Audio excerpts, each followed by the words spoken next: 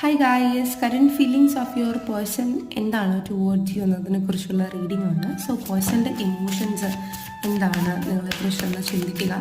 നമുക്ക് എന്തൊക്കെയാണ് കിട്ടുന്നത് ഈ ഒരു സമയം, നിങ്ങളുടെ പേഴ്സൻ്റെ ഇമോഷൻ എന്താണെന്ന് നോക്കാം. യെസ്, പുതിയ പുതിയ മെസ്സേജസ് അല്ലെങ്കിൽ ഒരു ന്യൂ ബിഗിനിങ് നിങ്ങളുടെ റിലേഷൻഷിപ്പിൽ സംഭവിക്കാനുള്ള സാധ്യതയുണ്ട്. അല്ലെങ്കിൽ ഇന്നേ ദിവസം നിങ്ങൾക്കൊരു കോളോ ടെക്സ്റ്റോ മെസ്സേജോ വരാനുള്ള സാധ്യതയുണ്ടെന്ന് കാണിക്കുന്നുണ്ട്. ആൻഡ് ഈ ഒരു പേഴ്സൺ കുറച്ചും കൂടി നിങ്ങളുടെ അടുത്ത് സംസാരിക്കാനും ഡൗട്ട്സ് ക്ലിയർ ചെയ്യാനും താല്പര്യപ്പെടുന്നുണ്ട്.